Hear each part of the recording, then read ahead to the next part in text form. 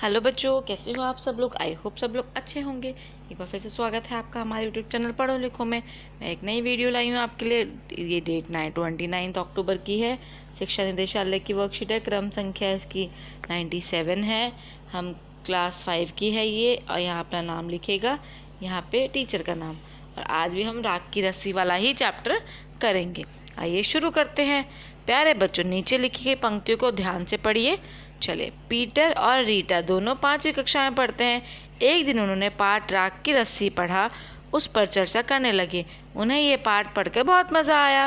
वे दोनों उस लड़की की समझदारी से प्रभावित हुए कि किस तरह उसने राख की रस्सी बनाई और लोनपो गार्ड द्वारा बताए गए असंभव से लगने काम को अपनी समझदारी से पूरा किया। अब देखिए, ऊपर लिखे गए गहरे रंग के शब्द जैसे उन्होंने, उन्हें, वह, उस, वे, उसने अपनी संज्ञा शब्दों के स्थान पर प्रयोग में लाए गए शब्द जिन्हें हम सर्वनाम कहते हैं। जैसे पीटर और रीटा की जगह हमने उन्होंने लगा दिया, उन्हें लगाया।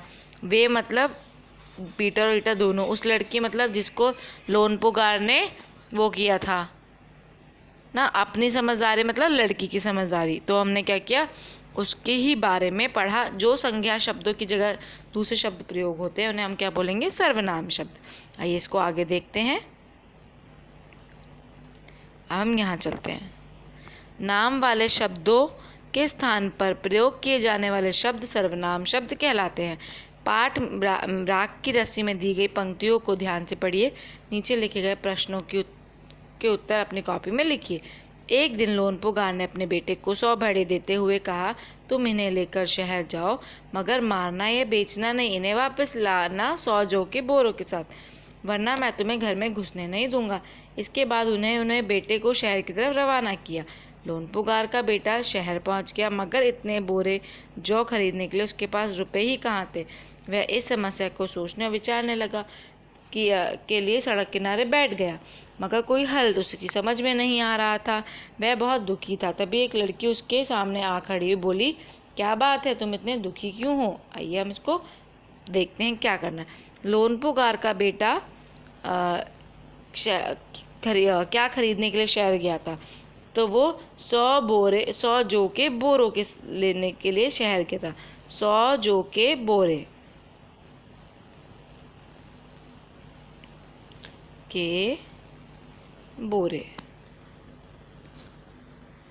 लोनपो गार्ड ने अपने बेटे के सामने क्या शर्त रखी कि भेड़ों को 100 भेड़ें दी, ना भेड़ों को बेचना, ना मारना, और 100 जौ के बोरे इनके बदले लेके आना। ठीक है। लोनपो गार्ड का बेटा दुखी क्यों था? वो इसलिए दुखी था क्योंकि उसके पास पैसे नहीं थे 100 जौ के बोरे खरीदने के लिए। वो कैसे खरीदता। ऊपर लिखी गई पंक्तियों में से लोनपो गार्ड के बेटे के लिए इस्तेमाल हुए किन्हीं 4 सर्वनाम शब्दों के लिए को हमें बताना है।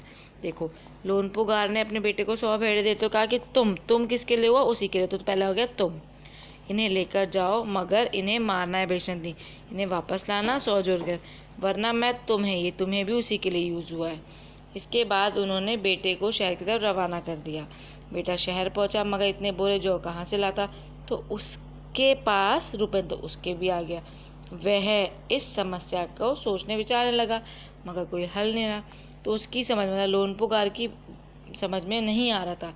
वह बहुत दुखी था। उसके सामने लड़की आगे बोली, हो तुम इतने दुखी क्यों हो। तो ये सारे उसी के लिए यूज़ हुए हैं, तो आप ये इनको लिख सकते हैं। ठीक है। अब अभिभावकों के लिए क्या सुझाव है। बच्चों से बातचीत करते उनकी दैनिक जीवन में प्रयोग होने वाले सर्वनाम शब्दों की ओर ध्यान दिलवाइए। किसे, वह, उसने, तुमने, आप, मैं, ये सर्वनाम शब्द हैं। आप बच्चों से बात कीजिए। आई होप आप लोगों को वीडियो अच्छी लगी होगी। अगर वीडियो अच्छी लगी तो हमारे चैनल को सब्सक्राइब ज़रूर कीजिए और मुझे कमेंट करके बताइए वीडियो कैसी लगी। Thank you so much for watching our video.